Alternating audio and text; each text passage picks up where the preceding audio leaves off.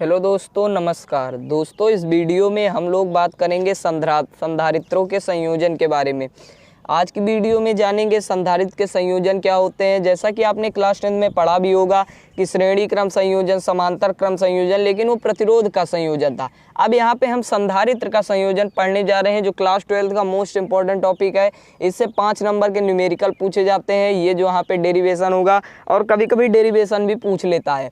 तो दोस्तों यहाँ पे आज का इसका डेरिवेटिव जानेंगे, फिर उसके बाद इस पे कुछ क्वेश्चन हल करना जानेंगे। तो दोस्तों चलिए वीडियो को स्टार्ट करते हैं। संधारित्र के संयोजन दो प्रकार से मुख्यतः कर सकते हैं, जैसा कि हम प्रतिरोध में करते थे। एक हम कर सकते हैं श्रेणी क्रम में, एक समांतर क्रम में, यानी in series and in parallel, यानी श्रेणी क्रम और समांतर क्रम। तो सबसे पहले जान लेंगे श्रेणी क्रम और समांतर क्रम संयोजन होता क्या है। तो यहाँ पे एक श्रेणी क्रम, समांतर क्रम। अब यहाँ पे श्रेणी क्रम संयोजन ऐसा संयोजन होता है जिसमें संधारित्र की एक प्लेट किसी वैद्युत परिपथ से तथा संधारित्र की जो दूसरी संधारित्र, मान लेते हैं कोई एक संधारित्र है, ये दो प्लेटें हैं यहाँ पे।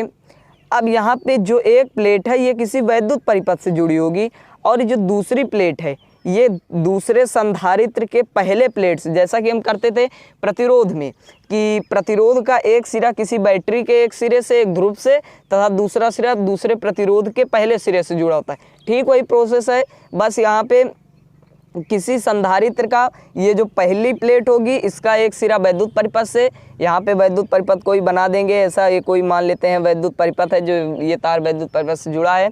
दूसरी प्लेट जो है वो जुड़ी रहेगी यहाँ पे दूसरे संधारित्र के पहली प्लेट से। उसके बाद ठीक इसी प्रकार दूसरे संधारित्र की दूसरी प्लेट तीसरे संधारित्र की पहली प्लेट से जुड़ी रहेगी। और यहाँ पे जो इसी क्रम में 4, 5, 10, 15, 20 कुछ भी, कितने भी संधारित्र आप ले सकते हैं, ये यहाँ पे जाके सीधा जुड़ जाता है पृथ्वी से। यानी इसका साइन कहीं आपको दिख जाए तो इसे कहते हैं पृथ्वी। तो ये यहीं पे जाके जुड़ जाएगा पृथ्वी से। तो ये जब हम कभी इस प्रकार का देखेंगे, यानी एक संधारित्र की एक प्लेट, जब यहाँ से हम मान लेते हैं कोई आवेश छोड़ेंगे तो यहाँ पे ये जाएगा, फिर उसके बाद यहाँ पे, यहाँ पे, यहाँ पे, यानी इसमें जो होगा वो आवेश समान होगा, आवेश बदलेगा नहीं। यहाँ पे क्यों, यहाँ से अगर क्यों जा रहा है तो हमें यहाँ भी क्यों ही प्राप्त होगा, जो पृथ्वी में चला जाएगा। तो दोस्तों ये श्रेणी क्रम समझ गए होंगे कि संधारित्र की फिर से समझेंगे। संधारित्र की पहली प्लेट, पहले संधारित्र की पहली प्लेट वैद्युत परिपथ से, दूसरे संधारित्र की दूसरी प्लेट पहले संधारित्र की दूसरी प्लेट दूसरे संधारित्र के पहली प्लेट से, तथा दूसरे संधारित्र की दूसरी प्लेट तीसरे संधारित्र के पहली प्लेट से, तथा इसी क्रम में जो अंतिम संधारित्र होगा उसकी अंतिम प्लेट पृथ्वी से जोड़ दी जाती है। तो दोस्तों ये हुआ श्रेणी क्रम, जिसका अगर आप यहाँ से अच्छे से इसकी लैंग्वेज लिखना चाहें तो इस प्रकार लिख सकते हैं। दोस्तों ये श्रेणी क्रम संयोजन का हमने यहाँ पे लिखा, संधारित्रों के श्रेणी क्रम संयोजन में पहले संधारित्र की प्लेट की ए ध्रुव से विद्युत स्रोत से जोड़ देते हैं। जैसा चित्र में समझिए, यहाँ पे हमने संधारित्र है, ये 3 संधारित्र लिए हैं। पहली प्लेट जो है इसको हमने जोड़ दिया वैद्युत परिपथ से, फिर ठीक उसी प्रकार दूसरी प्लेट को दूसरी संधारित्र की पहली प्लेट से जोड़ देते हैं। यानी ये जो दूसरी प्लेट है दूसरे संधारित्र की पहली प्लेट से हमने जोड़ दिया। ठीक इसी क्रम में इसी प्रकार जोड़ते चले जाएंगे।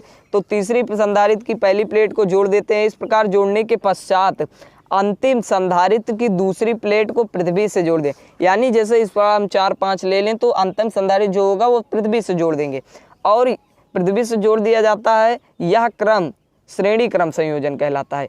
यानी ये पूरा जो क्रम होगा ये श्रेणी क्रम। और ये बात याद रखिएगा कि जो श्रेणी क्रम संयोजन होगा, चाहे वो संधारित्र का हो चाहे प्रतिरोध का, उसमें आवेश समान होगा। और जो समांतर क्रम संयोजन होगा उसमें विभव समान होगा और आवेश अलग अलग। ये तो अभी आप समझे कि इसमें आवेश समान क्यों है। जैसा कि अभी मैंने बताया, आपको देखा था कि आवेश जितना यहाँ से क्यों जा रहा है उतना ही क्यों हमें यहाँ प्राप्त होगा।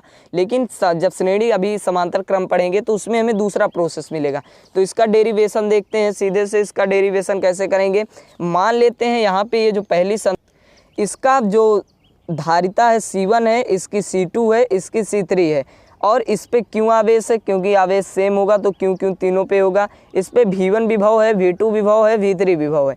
तो ये तीनों आप समझ गए होंगे। अब इसके बाद क्या करना है, आप लोग एक फॉर्मूला जानते हैं, V = Q/C। अगर हम V1 यहाँ से निकालना चाहें तो हमारा क्या होगा, V1 = Q/C1 हो जाएगा। ठीक इस प्रकार V2 निकाल लीजिए, V2 = Q/C2। ठीक इसी प्रकार V3 निकाल लीजिए, V3 is equal to Q/C3। ठीक इसी प्रकार हमने 3 संधारित्र ले इसलिए हमने 3 लिया, अगर आप 4 लेते हैं तो V4 भी आप निकाल सकते हैं।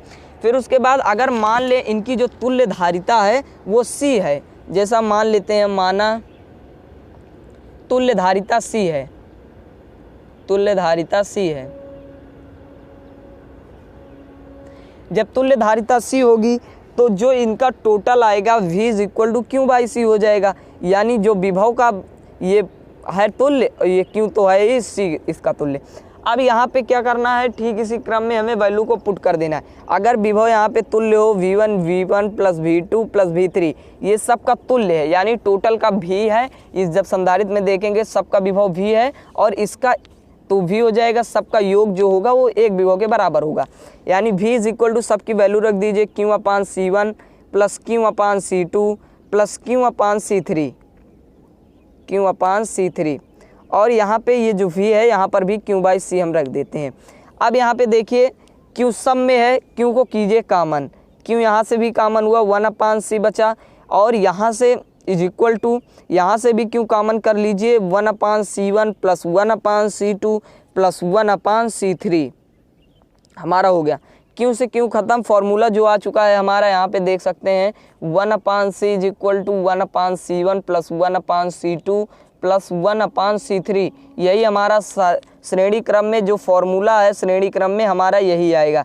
जैसा कि आप देख सकते हैं श्रेणी क्रम, आपने जब प्रतिरोध पढ़ा होगा तो वहाँ पे आपका आता था R is equal to R1 plus R2 plus R3, जब आपने प्रतिरोध पढ़ा था। लेकिन जब हम धारिता पढ़ेंगे तो वही उल्टा हो जाएगा, इसका व्युत्क्रम हो जाएगा, 1/C is equal to 1/C1 plus 1/C2 plus 1। जब आप न्यूमेरिकल सॉल्व करने लगेंगे तो आपको एक फिगर देगा, ठीक है, जैसा अभी बताया, उसमें आपको C1 C2 C3 की वैल्यू दिया रहेगा। इससे में कोई मतलब नहीं है, हम अगले चैप्टर में पढ़ेंगे वैद्युत धारा में। ये C1 C2 की वैल्यू दिया रहेगा, कहेगा कि श्रेणी क्रम में जुड़े हैं तो इनकी तुल्य धारिता बताओ, यानी हमें C का वैल्यू निकालना होगा, 3 की वैल्यू पता होगी, तो इस प्रकार हम निकाल लेंगे। अब बात करते हैं समांतर क्रम संयोजन की। तो दोस्तों अब समांतर क्रम संयोजन देखते हैं। अब इसमें सेम वही प्रोसेस होता है, बस यहाँ पे भी 3 संधारित्र लेंगे, लेकिन थोड़ा सा इसमें अलग होता है, यानी 3 संधारित्र लेंगे। अब इसमें क्या होगा, एक पहले संधारित्र का पहली प्लेट का, एक पहली संधारित्र की पहली प्लेट किसी एक बिंदु से, दूसरे संधारित्र की पहली प्लेट किसी एक बिंदु से, तथा तीसरे संधारित्र की पहली प्लेट किसी एक बिंदु से, यानी जो तीनों संधारित्र की पहली प्लेट होंगी वो किसी एक बिंदु से जुड़ी होंगी। मान लेते हैं ये है A है, और जो दूसरी प्लेट होगी वो किसी दूसरे बिंदु से, और दूसरे संधारित्र चाहे तीनों प्लेट में से, और यहाँ पे किसी दूसरे बिंदु में, यानी तीनों संधारित्र में पहले संधारित्र की पहली प्लेट एक बिंदु से, दूसरे संधारित्र की पहली प्लेट एक बिंदु से था, तीसरे संधारित्र की पहली प्लेट एक बिंदु से था। ठीक उसी प्रकार उसमें भी कर देंगे, दूसरे संधारित्र दूसरी प्लेट एक बिंदु से, दूसरे संधारित्र की दूसरी प्लेट एक बिंदु से था, तीसरे संधारित्र की दूसरी प्लेट एक सिरे से जुड़ी होती है। तो यही होता है समांतर क्रम संयोजन। अब इसे प्रूफ कैसे करेंगे ये समझते हैं।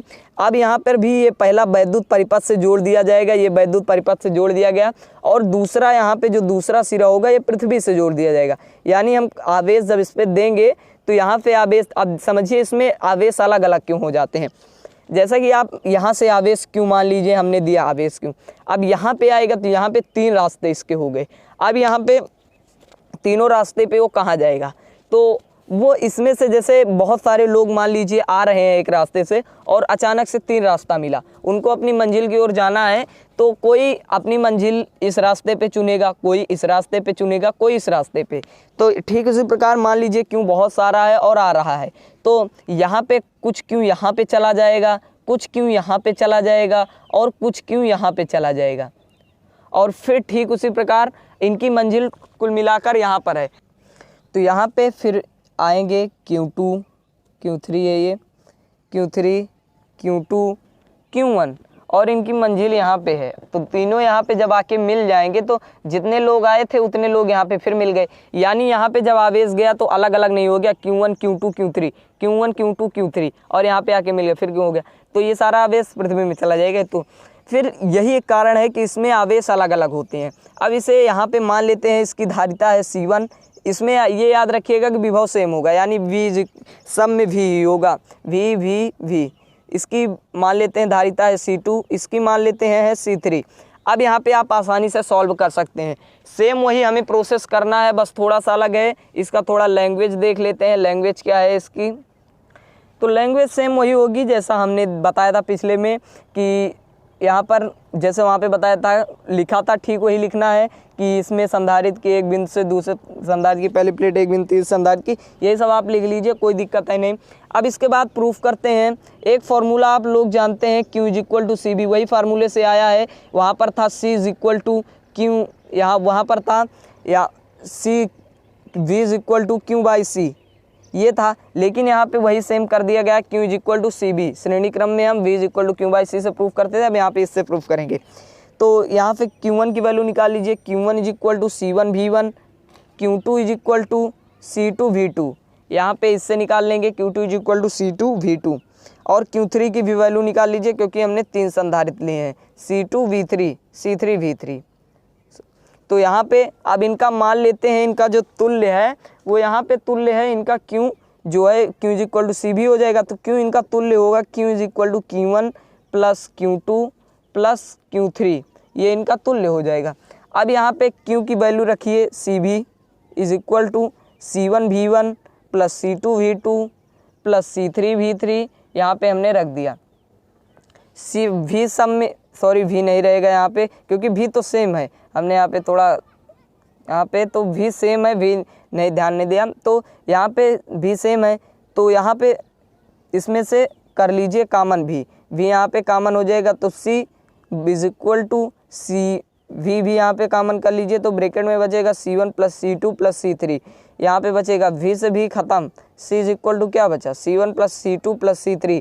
और ये हमेशा याद रखिएगा कि समांतर क्रम में विभव सेम होता है, यानी समांतर विभव, ये याद रखिएगा आप आसानी से। समांतर विभव यानी समांतर क्रम में विभव समान रहेगा, और श्रेणी आवेश होगा, श्रेणी यानी आवेश श्रेणी क्रम में होगा, समांतर होगा विभव। तो इस प्रकार आप यहाँ पे ये निकल आया। अब इस पे एक न्यूमेरिकल हम अगली वीडियो में देखेंगे, 2-4 न्यूमेरिकल इसके सॉल्व करेंगे जो हम चित्र के माध्यम से समझते हैं। दोस्तों आज का वीडियो चलिए यहीं पे एंड करते हैं। वीडियो कैसा लगा कमेंट बॉक्स में जरूर बताना। और तो guys thanks for watching, please subscribe the channel for new notification.